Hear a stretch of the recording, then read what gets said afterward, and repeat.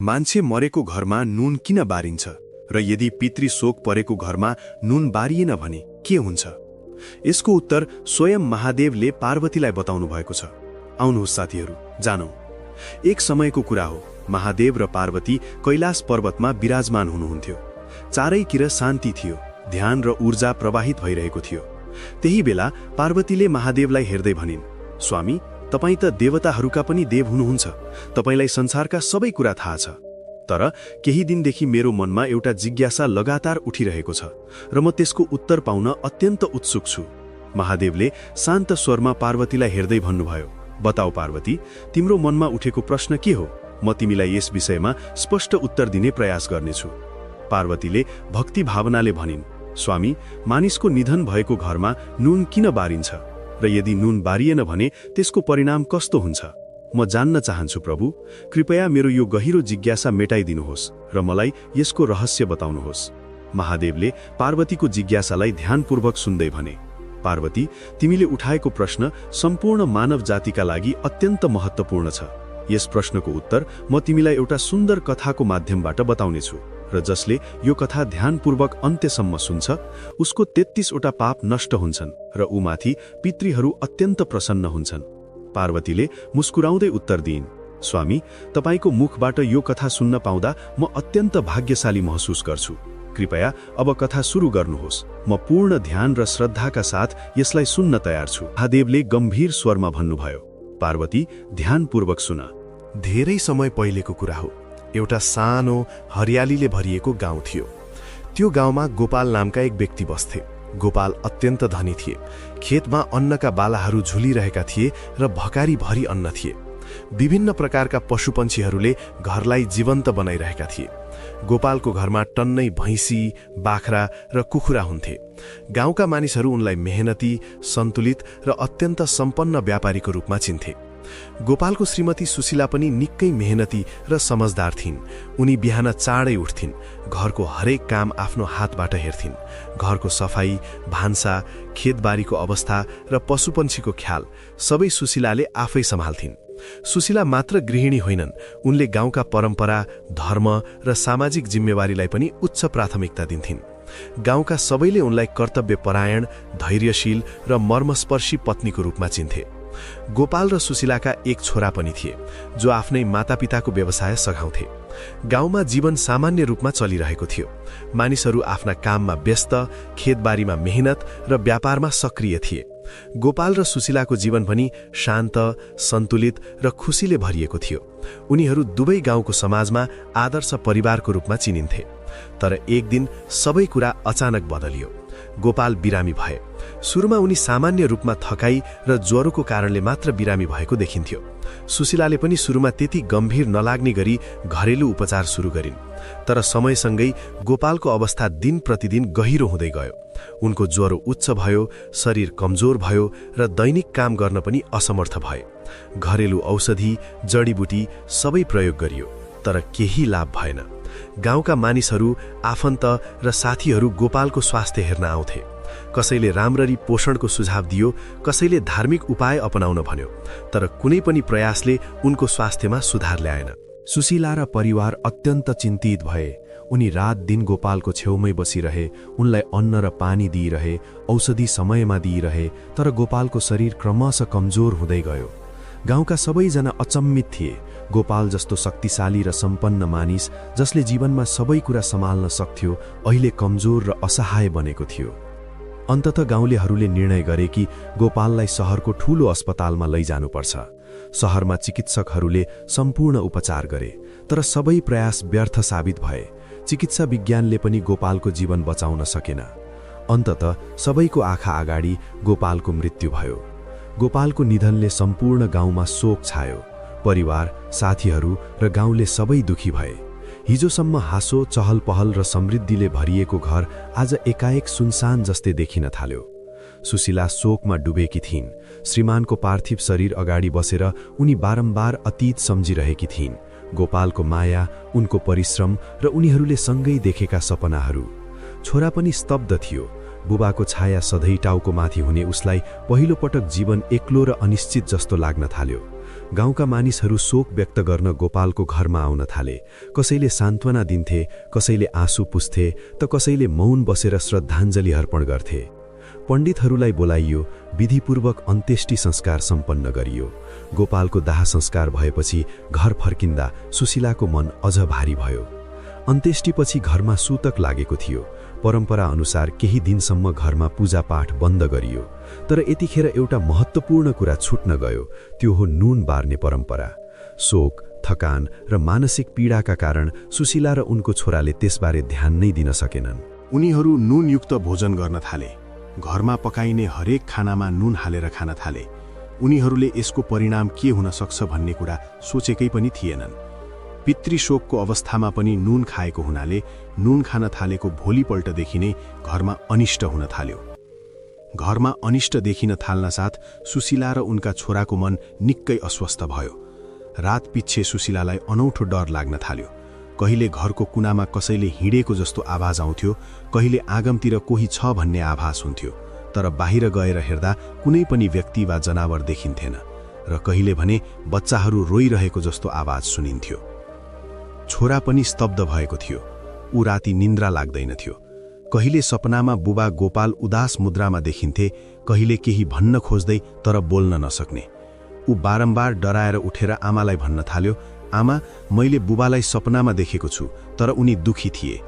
उनी मलाई केही भन्न खोज्दैछन् तर बोल्न सकिरहेका छैनन्। सुशीलाको मन झन अशान्त हुन थाल्यो। उनले सोधिन्, कसरी यस्तो हुन सक्छ? हामीले बुबा गोपालको भलो मात्र चाहन्थ्यौं, तर किन यस्ता अनिष्टहरू सुरु भए? तर यसमा मात्र रोकिएन। घरका पशुपन्छीहरू पनि अनौठो व्यवहार गर्न थाले। भैँसीहरू दूध दिन छाडे, बाख्राहरू बिरामी पर्न थाले र कुखुराहरू अकल्पनीय रूपमा मर्न थाले। खेतबारीमा लागेका अन्न पनि अचानक सुक्न थाले। पहिले कहिल्यै नदेखिएको प्रत्येक अन्नमा किरा लाग्न थाल्यो। घरमा खानेकुराका लागि पनि पर्याप्त अन्न र पानी बाँकी रहेन। सुशीला दिनदिनै गहिरो चिन्तामा डुब्दै थिइन्। उनी हरेक दिन बिहान उठेर आकाशतिर हेर्थिन्, देवी देवतासँग प्रार्थना गर्थिन्, तर घरमा अनिष्ट र समस्याहरू निरन्तर बढिरहे। एक दिन सुशीला अन्ततः हिम्मत गरेर गाउँको पुरानो मन्दिरमा गइन्। उनी आकाशतिर हात उठाएर रुँदै भगवानसँग गुनासो गर्न थालिन्। उनी भक्कानिँदै भनिन्, हे भगवान, हामीले कसैको बिगार गरेको छैन। हामीले केवल राम्रो चाह्यौं, सबैको भलो चाह्यौं, तर हाम्रो घरमा यस्तो अनिष्ट किन भयो? हाम्रो परिवार र हाम्रो छोराको जीवन किन पीडाले भरियो? अब हाम्रो घर र परिवारलाई कसरी शान्ति मिल्छ? मन्दिरमा प्रार्थना गर्दा सुशीलाको मन केही हलुका भयो, तर रातमा सुत्दा उनको निद्रा फेरि उन्मत्त भयो। सोही रात सुशीलालाई एउटा भयानक सपना आयो। सपना यस्तो थियो, गहिरो अँध्यारो र घर वरिपरि एक प्रकारको धुन्धले छायो फालेको। त्यसमा अचानक उनको श्रीमान गोपालको आँखमा प्रकट भयो। गोपाल उदास मुद्रामा सुशीलातिर हेर्दै भन्छन्, सुशीला, यो अनिष्टको कारण केवल हाम्रो चाहना वा अज्ञानता होइन। यस घरमा पितृशोकको समयमा परम्परा अनुसार नुन बार्नुपर्ने कुरा छुटेको छ। हाम्रो घरमा नुन खाएको कारणले मेरो आत्मा बाँधिएको छ। हाम्रो घर र परिवारलाई यो कर्मले पीडामा राखिरहेको छ। सुशीला डरले काँप्न थालिन्। उनले गोपाललाई सम्झाइन्, प्रिय, हामीले गलती गरेर नुन खायौं, तर हामीले तपाईको भलो मात्र चाह्यौं। हामी जान्दैनथ्यौं कि यसले यस्तो परिणाम ल्याउनेछ। गोपालको आत्माले गम्भीर स्वरमा भन्यो, सुशीला, अब समय छ। श्रद्धा र विधिपूर्वक नुन बार्ने, पितृशान्ति पूजा गर्ने, दीप प्रज्वलन गर्ने र मेरो नाम लिएर प्रार्थना गर्ने हो भने मात्र घरमा शान्ति फर्कन्छ। यदि यसलाई व्यवस्था गरिन्छ भने यो अनिष्टले घरलाई अझै धेरै पीडा दिनेछ। सुशीला सपनाबाट व्यग्र भएर उठिन्। उनको मन भारी भयो। उनले छोरासँग भनिन्, अब हामीले तुरुन्तै पितृशान्ति पूजाको तयारी गर्नुपर्छ। केही पनि ढिलाइ गर्नु हुँदैन। हामीले श्रीमान गोपालको आत्मालाई शान्ति दिनु आवश्यक छ र घरको अनिष्ट हटाउनुपर्छ। सुशीला र उनको छोराले गाउँका पण्डितलाई बोलाए। पण्डितले विधिपूर्वक घरको चारैतिर नुन बार्ने, पितृशान्ति पूजा गर्ने, दीप प्रज्वलन गर्ने र गोपालको नाम लिएर प्रार्थना गर्ने सबै विधि बताए। जसरी नुन बारियो, घरमा पूजा सम्पन्न गरियो, घरको वातावरण क्रमशः शान्त हुन थाल्यो। बाख्रा भैँसी स्वस्थ हुन थाले। कुखुराहरू फेरि बाँच्न थाले। खेतबारीमा अन्न हरियो र सुन्दर देखिन थाल्यो। सुशीला र छोराले शान्ति र सुरक्षा महसुस गरे। घरमा फेरि सकारात्मक ऊर्जा फर्किएको अनुभव भयो।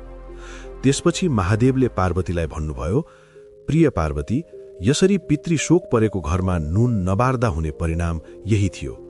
घरमा अनिष्ट, रोग, आर्थिक सङ्कट, परिवारमा डर र अशान्ति, यी सबै घटनाहरू त्यसको प्रत्यक्ष प्रभाव हुन्। तर अब म तिमीलाई नुन किन बारिन्छ भन्ने कुरा विस्तारपूर्वक बताउनेछु। ध्यानपूर्वक सुन। नुन केवल भोजनको स्वाद बढाउने तत्त्व मात्र होइन, यसमा ऊर्जा र पवित्रताको शक्ति छ। मृत आत्मा र जीवित संसार बीचको सीमा तय गर्न, घरमा पवित्रता कायम राख्न र नकारात्मक शक्ति रोक्न नुन बारिन्छ। जब कुनै पितृशोक परेको घरमा नुन बारिन्छ, त्यो घरमा रहेका जीवित सदस्यहरू र मृत आत्मा बीच सन्तुलन स्थापित हुन्छ। यसले मृत आत्मालाई शान्ति दिन्छ र घरमा अशान्ति, रोग र दुर्भाग्य रोक्छ। नुनमा विशेष आध्यात्मिक गुणहरू हुन्छन्। यसले घरमा फैलिएको नकारात्मक ऊर्जा, शोक, डर र पितृ असन्तुष्टिको प्रभावलाई कम गर्छ।